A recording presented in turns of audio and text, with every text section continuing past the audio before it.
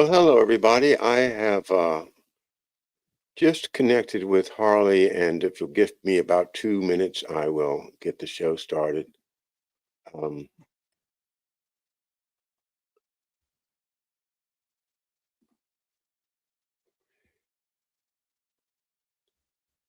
and let me see if I made a mistake here because I may have. So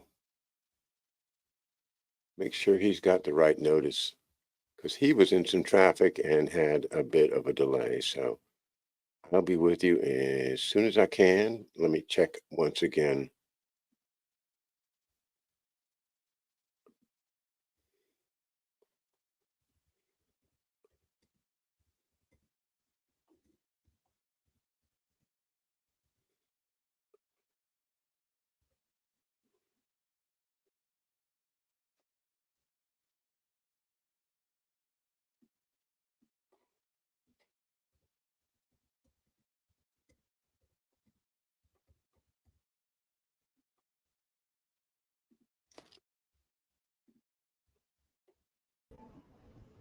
And Harley Schlanger joins us. Thank you so much, Harley, for your patience. I think I was had a little technical delay on my end as well as my misunderstanding how long it would take you to get here. Anyway, good morning or good afternoon, and thank you, Harley, for joining me. Hi, John. Good to see you. I did get here on time. The traffic wasn't so bad today. Well, and I just made a big mistake because I had just slipped my mind to send you the appropriate link. So I am sorry. It was all my fault. No, that's okay. Here we are. Okay, here we are, and I saw you have as you do every day, your daily about a 10-minute notice of what's going on, and I didn't watch the whole thing.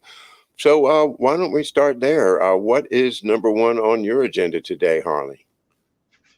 Well, I basically went through what was the result of the Russian elections because the only coverage you get of this in the West is it was a fake election, it was a fraud, it was no good, uh, doesn't matter. Putin had no opponents. And so I went through a little bit of what Putin's been up to and the significance of the election that most Americans don't know about. There was almost an 80% turnout, actually 74% participation, which would be very high compared to here. Putin got 87% of the vote. Now, the thing you might say is, well, who is running against him? The fact is that Putin is popular in Russia, especially because the economy is relatively strong in spite of everything that's been done to Russia. The Russians are not stupid. They know that the country's been hit with sanctions in a full-scale NATO proxy war in Ukraine. The $300 billion of Russian assets have been seized. And in spite of that, they're doing pretty well. And so while all we hear is no freedom, no openness, and so on, the average Russian is looking at Putin as representing good times. Now, Putin himself made an interesting comment about democracy in the West. He said, let me see if I have it here. NBC asked him whether your election was democratic. And he said, yes. And he said, in fact, the whole world is laughing at what's happening in the United States. It's a disaster, not a democracy. And he says, is it democratic to use administrative resources to attack one of the candidates for the presidency of the United States using the judiciary, among other things, referring to the attacks on Trump? But the other thing I covered is why they're doing well in Russia. And this has to do with the fact that most of the world is orienting toward a new system coming into being. And that's why the global South and many countries are supporting Russia or minimally remaining neutral in the Ukraine situation. That Russia is proceeding with expanding the BRICS. The BRICS are moving toward they're creating a payment and a settlement system outside the dollar. And the fact that the Europeans are talking now, and the Americans, talking about seizing or taking the money they seized from Russia, the $300 billion, and giving it to Ukraine, is causing people in other countries to say, well, why should we put money in American banks or Western banks if it can be stolen? And so this is the sanctions and the seizure of funds are an impulse towards the BRICS system and away from the dollar system. And again, this is something people in Russia know about. Maybe not peasants in the poorest areas, but educated people, people on the streets, know that there's a concerted effort to destroy Russia. And the Russians are patriots, they're nationalists, and they also see that the Chinese are working with them, the South Africans, the Brazilians. And so I use the time just to explain that what Americans don't know is that the Russians are committed to supporting Putin, that we may not like it, but look at our system. Look at where we're going. You know, Russia has a higher growth rate this year than any country in Europe. Actually, I think Lithuania may be close. But the Russian economy is growing over 3% this year. Germany is right now heading toward a negative 1.2%. So, you know, I think many of the Westerners are jealous of Putin's popularity. Well, I just noticed that in the U.S. Congress, the economy is great. As a matter of fact, they have had growth in 100 to 200% in their stock portfolios. And so I don't think there's any real suffering going on among the members of Congress, nor are they aware of the suffering going on in the United States. But my answer or my response or my question is, let's turn it on its head. Is there a concerted effort to take down the United States of America? And I think there is. But then if I say that, I become a conspiracy theorist. But I think an extremist. A what? An extremist. An extremist. Well, yeah, I mean, I think there is a concerted effort to take down the United States, at least in its constitutional form, and perhaps turn it into one of the great Commonwealth-like federated areas that we speak of, and of course the Orwell and the Huxley and all of that. So it seems to me that this is going on, and that, as you and I have talked many times, the generation of this this conspiracy, whatever you want to call it, comes from the city of London. And so I, as an American, feel like I'm under attack. I don't know I assume the Russians feel like they're under attack, but I conversely feel like my country is being taken down by all kinds of means. If you we talk about the border, talk about our health system, talk about the incredible run up in debt. There's many angles are being used in perhaps in concert, or perhaps it's just a bunch of coincidences. But what do you think, Harley? Is the United States under attack? Well, just to go back to Russia for a moment, the main difference is that you can point to very clear evidence that there is a conspiracy to go after Russia that goes back to the post-Soviet period, the expansion of NATO eastward, the consistent stream of lies to the Russians about how we want to work with them. The Minsk Accords, an example, the Victoria Nuland and her role in the 2014 coup, Putin's efforts over 8 years to establish mutual security with Ukraine, which was consistently rejected by the West. So in terms of that, there's a very clear conspiracy against Russia. Now, in terms of the United States, the difference is that the US is under attack from internal enemies. But some of them think they're doing things that are good for the United States, but most of them think they're doing things that are good for the corporate cartels, which they identify as the United States government. The cartels, even the ones that are bankrupt now, are constantly getting bailed out. They have a steady stream of cash. Corporations that make no money, nevertheless, have their stocks go up. And so, from the standpoint of what's being done, it does appear on the surface as though the people who are running things are doing quite well. Now, what is their intention? Is there an intent to destroy the United States as a constitutional republic? Well, I think that's the effect of the policies.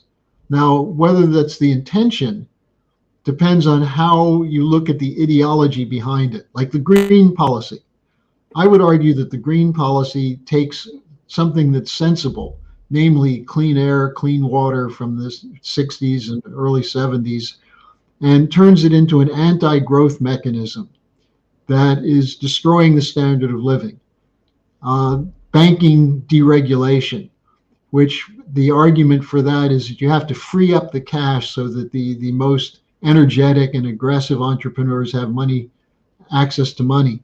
Well, who does that mean gets the money? The big guys, the ones who run the banking system. Now, is that, and their view, some of them believe that it trickles down. Some of them know that it doesn't. But I think when you look at that, on the one hand, I think it was, who was it who said this? I think it was Max Blumenthal who said you've got to distinguish between delusion and dishonesty. In some cases, people in Congress and media types and others are delusional. They actually think that what they're doing is good. In other cases, they're just dishonest. Now, do they think they're tearing down the United States? I don't think they care. I think their concern is their own profit. Now, then you go higher up, and this is where the so-called conspiracy theory comes from. And of course, you're familiar with Quigley, the Dulles brothers, Walt Wriston, who's one of the people I often refer to, because he wrote a book called Twilight of Sovereignty, which you could argue laid out a conspiracy to destroy the concept of national sovereignty as a mechanism of government. So in that sense, John, I think while you can find quotes and statements from people that show that they're conscious of what they're doing, I think they actually believe that it's in the better interests of the West to destroy Russia and China. And by the West, they mean for themselves. So the effect of it is the same. The effect of it is, whether it's delusional, dishonesty, or ideology, the effect of it is they are destroying our constitutional system of government. And in its place, they're talking about a rules-based order, which has no permanent rules, no permanent principles, only permanent beneficiaries. I also look at it from the point of view of what they call the financialization of the economy, in that everything now is dependent upon loans, and everything, the income comes from loan payments. The ability to produce things comes from loan receipts. And the ability to turn that into profit it depends upon your productivity, either as an individual or as a company. But the point is, I think that history has shown, at least in the readings I've done, that once an economy becomes financialized, that it automatically becomes the property of a small elite. That's just the way it's going to go. And easy to manipulate it too, because if you control the credit, as you know, then you can determine the winners and losers. And the idea that the trickle-down system actually works is a fraud. It's a fraudulent concept, but it has a lot of supporters in think tanks and media and elsewhere, even with no evidence that it ever worked. So you're right. The effect of financialization is to turn everything into a system of debt, ever increasing debt. And then this is where, when you hear as an economic policy, the question of interest rates. Now, I think the early Christians had it right, that usury is a sin. And the Muslims believe the same thing. Our whole system is a usurious system. We're the most sinful economic system that's ever been devised. And the reason for that is that physical economy is not sinful. Physical economy is based on the idea that you may need credit as a startup to allow for improvements in productivity, improvements in the production process, technology advances, and so on. But the idea is that you have to have people who understand enough about that they can make profits from the improvements in productivity and technology. Right now, we have a system where the only area of productivity gain is in social media, in the virtual economy, which doesn't produce any real wealth. You know, the I can idea of people that. watching, huh? I said I can testify to that. Well, the idea of a bunch of people sitting around watching Pornhub and gambling and things of that sort, Uh, that's not a wealthy society and it's not a healthy society. But people are making money. yeah, and that's I love to remind people about the original Christian idea that usury doesn't mean too much interest. It means any interest at all, and that the real function of money or currency is to just carry wealth from one place to another. And the idea of hoarding a bunch of wealth certificates or dollars in order to become a financial empire is based upon the idea of you're getting your 10% for loaning the money. And that, of course, is developed, the kingdoms and empires of Europe, and the ability of these great corporations to do what they do, to monopolize or cartelize the entire world at this point, because of the power of interest. Was it Einstein that said that the greatest power in the world, in the universe, is compound interest?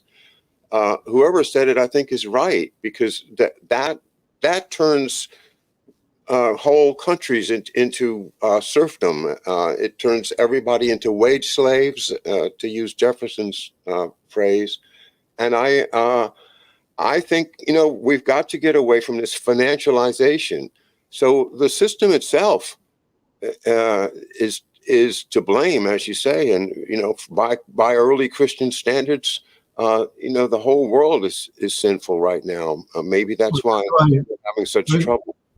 When LaRouche was in prison, he wrote a book called The Science of Christian Economy. Okay. But what LaRouche, I think this is why it's worthwhile for people to study LaRouche and get a sense of his record, because he identified in the period of the summer of 1971 that with the fight over the pound, the dollar, the bringing euro dollars back to the United States and demanding gold, he essentially said that this is an attack on the Bretton Woods system. And he said the Bretton Woods system was not perfect, but what it was based on was the idea that you have fixed exchange rates so that there will be some standard of value in relations between nations. And that the idea then is that wealth is how you invest it, where you put the money. And if there's a problem, you have gold as a reserve, not as a specie, but gold as a reserve. The attack on that was a deliberate attack that goes back to the papers from the late 1960s about how the idea of Glass-Steagall, the separation of banking, the emphasis on housing in the United States, on a middle class, all of this impinges on the ability of the wealthy to make more money. And what LaRouche wrote after Nixon on August 15th, 1971, took the dollar off the gold reserve, set us into a course that led to floating exchange rates. LaRouche said this will lead to an era of speculation that will ultimately be a period of Schachtian economics. Now, Hjalmar Schacht was Hitler's Minister of Finance. And what Schacht came up with was a system which was a slave labor system. The original concentration camps in Germany were slave labor camps where they took enemies of the state, including Jews, and put them to work for bread and water, basically, and in the armaments industry. And Schacht had the full support of the head of the Bank of England at the time, Lord Montague Norman. And he was coordinating with the trusts in the West, and this is what synarchism is, with the Rockefellers, the Harrimans, and so on. The Carnegies, the Standard Morgan. Oil Trust. Yeah. And this is where people like Dulles came in through the law firms like Sullivan and Cromwell, which coordinated the trusts. Now, the irony here is that the people who did this were the people who claimed to be supporting Teddy Roosevelt's trust busting. But what they did was create, with the idea of total unregulated markets, they created the potential for ever increasing amounts of speculation. And anyone who tried to get in the way of that was attacked for being opposed to free markets. Well, the idea of free markets is an interesting idea, but it doesn't ever exist in reality, because once you take away regulation, then you have open competition, cutthroat competition, which doesn't start from the standpoint of what's good for the whole economy, but how can one person get in and undersell everyone else? And how do you undersell someone? You have access to credit. Whoever has the credit can go low in their charging for a period of time, corner markets, and drive everyone else out. Then you have monopolies. So it was a complete reversal of what trust busting was supposed to be. And ironically, it was the trusts that were pushing that. And they became bigger in the 20s. They were the ones responsible for the Depression collapse in the late 20s, early 30s.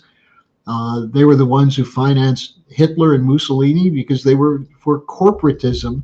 And corporatism, which is the technical term, the old term for fascism, simply meant corporations running governments.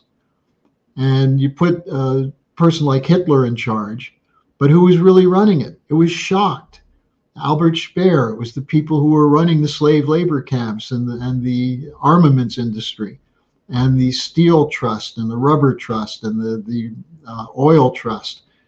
We have the same thing today, the absolute same thing with the corporate cartels. And where it's especially onerous now is in media, where you have a handful of cartels that control most of the flow of information, and in banking.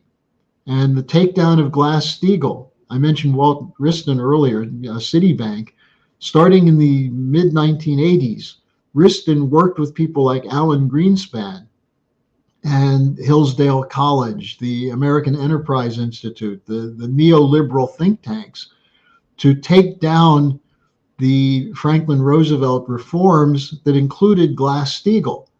So that once you got rid of Glass-Steagall in 1999, which Clinton signed it, Robert Rubin, his Treasury Secretary, was pushing it, but the Republicans all supported it. The idea was that it would free up money from the banks to go into what? Financialization. And where did it go after 1999? Mortgage-backed securities and derivatives. That's why we had the blowout in 2007 and 2008. And instead of fixing it, they put a whole series of toothless rules that were actually written. The regulations in the Dodd-Frank bill were specified to be written by the derivatives dealers because no one else understood it. And so what did they do? They set up a system on steroids. And that's why we had a near crash in 2019, again in 2021, and why today the stock market is so high, but the physical economy is contracting in the West. Yeah, and again, that is Lyndon LaRouche is one of his big themes that you all are very, very good at, and that is explaining the curves, the triple curve function, and something that I've really learned a lot about, in that the productivity now going down, the financialization going up. It's not good. It's not good at all, and we need to rebuild. So, I mean, this is the only reason I can think of to support President Trump, as opposed to just maybe sitting it out. I think President Trump, his appeal, if he has anything, is the MAGA idea of make America great again. And if we don't do that, then we are going to just be a province in some world government system. Well, John, in 2016, I got to know Roger Stone at that time, who Oh, actually is a very savvy political operative. And Roger was the one who basically shaped the Trump campaign, not Bannon. Bannon was working for Ted Cruz and didn't join the Trump campaign until August. It was Roger who crafted it. Now, what was at the core of it? The working man, the old Nixon idea of the what did Nixon, the forgotten American. You know, the idea that blue collar is where wealth is produced.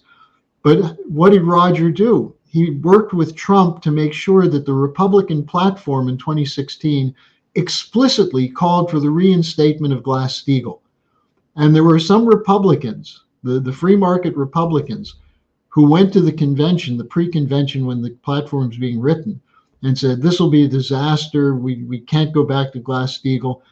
And Trump personally appeared and insisted that Glass-Steagall be included in the platform. And he said, we need to do this to take power away from the Wall Street banks.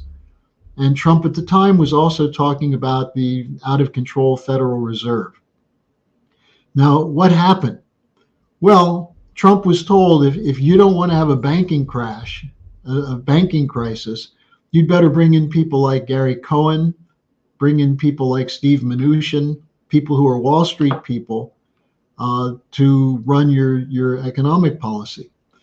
And so Trump was saying one thing. You may remember one of Hillary's issues was that the economy was strong under Obama because the stock market was up.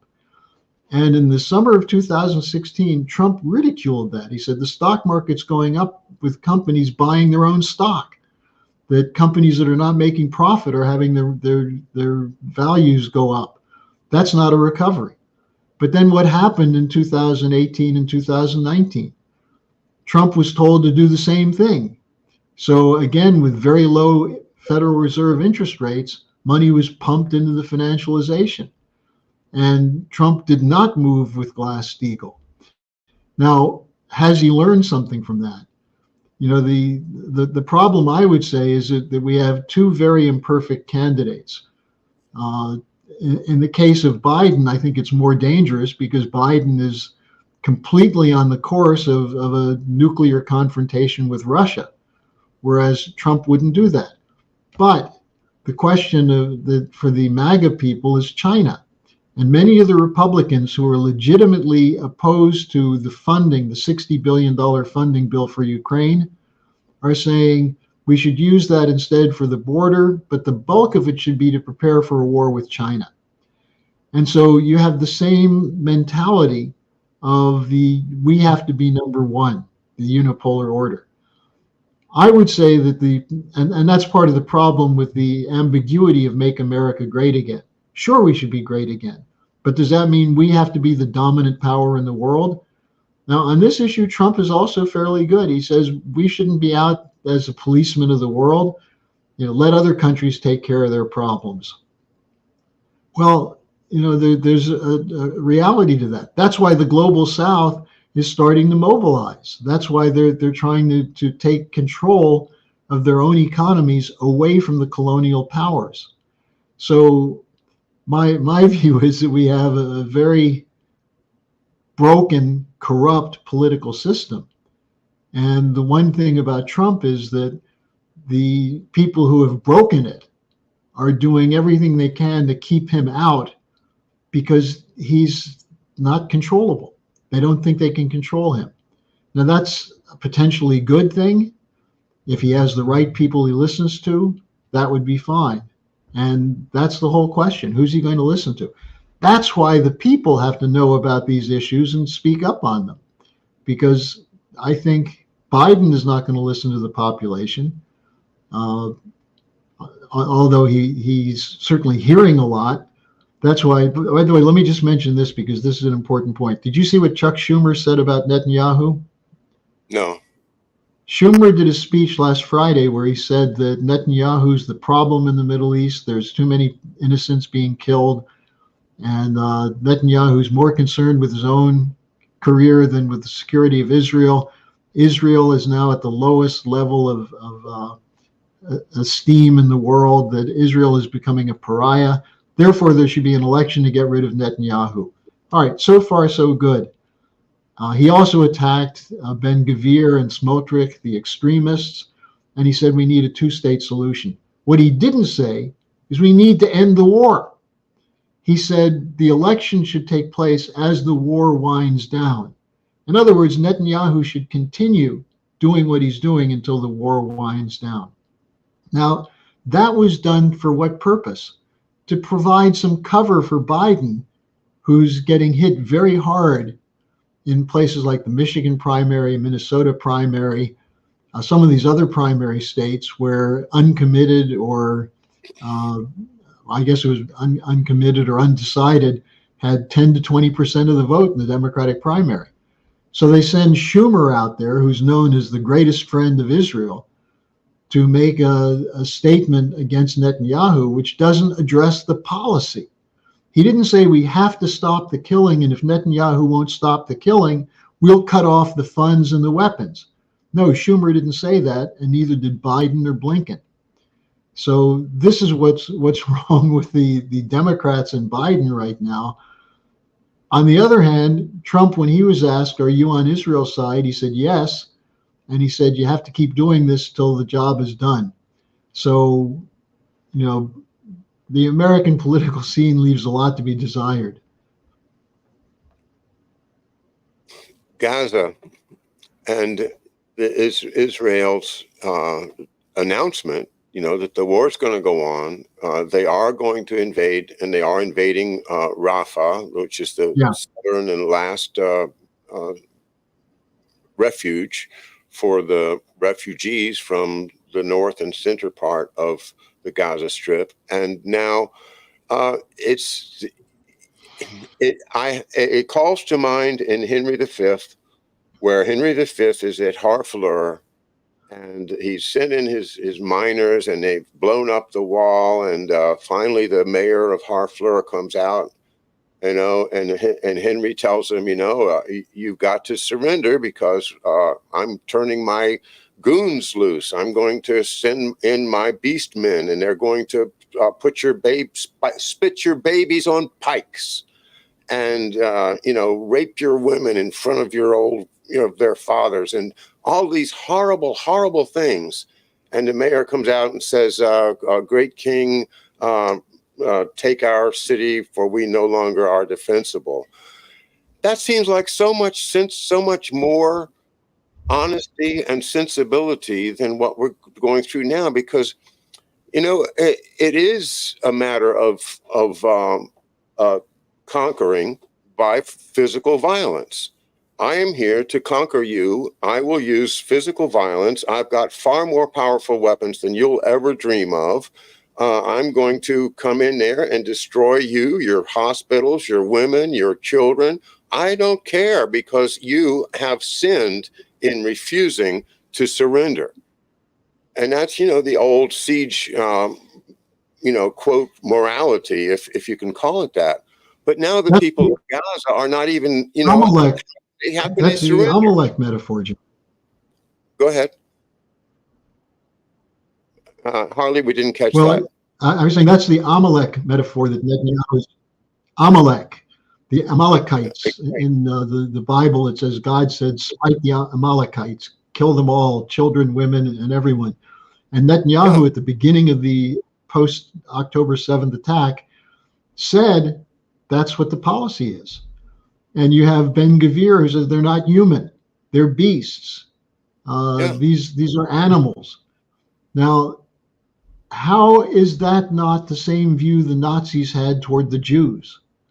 And this is where the International Court of Justice has to move, because the destruction is continuing. As you pointed out, Netanyahu said, we're going into Rafah. The Blinken and others are saying, well, please do it humanely. I mean, this is where you see the hypocrisy in the West. So, you know, if Biden were serious about being upset at seeing children slaughtered, he would cut off the flow of weapons and money and political support. And if he doesn't do it, he's a murderous hypocrite. The U.S. is complicit in the genocide, and that's the problem we have. And we need politicians who will say it. Since the politicians won't say it because they're all having their bread being buttered by the people who benefit from the wars, then we have to have the American people confronting congressional candidates at every opportunity. Some of these candidates actually go out and campaign. People should look for where your congressman is going to be to campaign and go confront them on this. And don't back down when they say, ask your question, or whatever they say to try and silence you. Stand up for truth and honesty and say, Congressman or Congresswoman, I want to know, do you support the killing of children as an anti-terror campaign? Do you really believe in that? This has to be the task of the American people, because the political class won't do it. Yeah, I just saw some anti-war people trying to make that point to AOC, Alexandra Ocasio-Cortez, the representative, and she just kept walking past and eventually hollers out, "You're lying." Well, the people are just trying to get a straight answer from her. Do you support the genocide? Can you condemn the genocide? And she can't condemn it. Why can't she condemn it? Well, that's the whole problem, isn't it? Everybody's got strings on them. Everybody has to first filter their comments. So if you get to these politicians, they've got 1,000 ways to scoot away from you and try to evade it. But I Don't don't know let them. what else to tell you. I mean, I think it's the only thing we've got. Actually, I'm very proud of my wife, who goes down to the Congress, to Capitol Hill, to visit the offices and say, we want this war over with. And but how effective is this? I guess it's better than nothing. Well, John, let me give you an example. I'll do this quickly because we're running toward the end. George Galloway got elected Right. to the parliament, and Scott. Galloway ran against the Labor and against the Tories. And the second place vote went to an independent who had no party. And the Tories and Labor were almost wiped out. And what was Galloway saying? Protect the Palestinians, end the war. Now, Craig Murray, an ambassador who's very much involved in the Freeing Julian Assange campaign, wrote a brilliant essay called The Panic of the Ruling Class. And he said that Galloway's election produced such panic that Sunak denounced the election as an assault on British values and even on democracy itself. So Murray wrote, the idea that democracy, that is voting for somebody, is an attack on democracy was so crazy that had we any kind of independent media, it would have been ridiculed to death. And then he went on to say, instead, we're told that ordinary forms of democratic activity, free assembly, free speech, free voting, all threaten our society. The political class are now in a panic and lashing out everywhere. And he talked about the attempt to ban rallies and demonstrations and arresting people for putting up stickers. And so Murray finishes this essay saying, anyone currently not being branded as an extremist ought to be deeply ashamed. Only active supporters of genocide, according to the official view, are not extremists. And he finished by saying, our hearts and minds remain with the people of Gaza. Their suffering and their heroism not only shines in itself, but it has cast a much needed light on the complete failure of the model of Western democracy.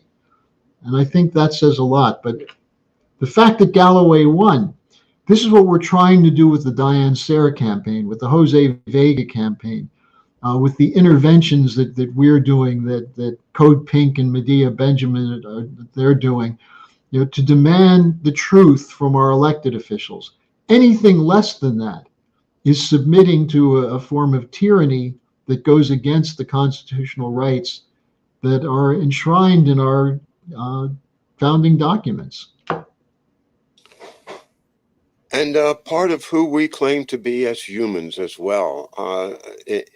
I agree with you, and once again, the folks like Jose Vega. I mean, a young man, a very talented young man, a person who can speak in public without feeling, any type of inhibition, and yet is smart enough to not say something, that he might trip himself up with. I think he's been working with Diane and others with your organization for a number of years, and I congratulate you on him and so many others that have been nurtured through your mentorship, Harley, and I mean that broadly to the Little Reese organization and the Schiller Institute.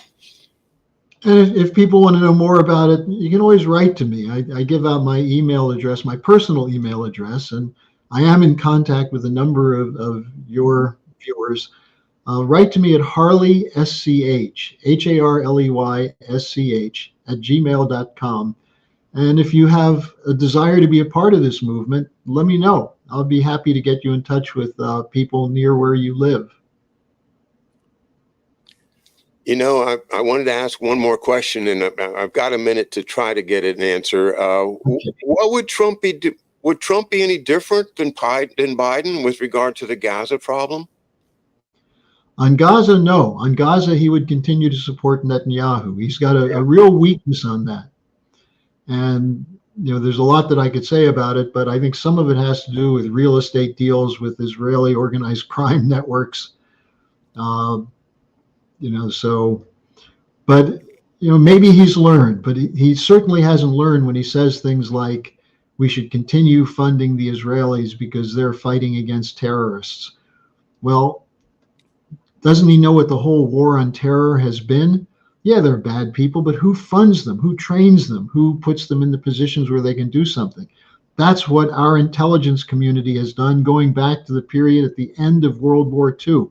That's why you focus so much on the role of the Dulles brothers and the pulling together these international terrorist networks that has been a continuity since 1948. And I'll just have to toss in that the invasion of our financial system by the same dark money elements, the money launderers and the drug and other traffickers, that has been permitted, especially under the guise of the British offshore tax havens, that's the same group that are preventing us from reinstating Glass-Steagall and straightening out our economy generally. So had to toss that in there, my friend. All right. Well, I'm glad we had this time together, John. I apologize. I did lose internet earlier today, and I think I just got a little discombobulated. So that was my fault. I apologize. No problem. And we'll see you in 2 weeks, Harley. If not before then, all the best, and thank you again. Okay, John. Yeah. Bye.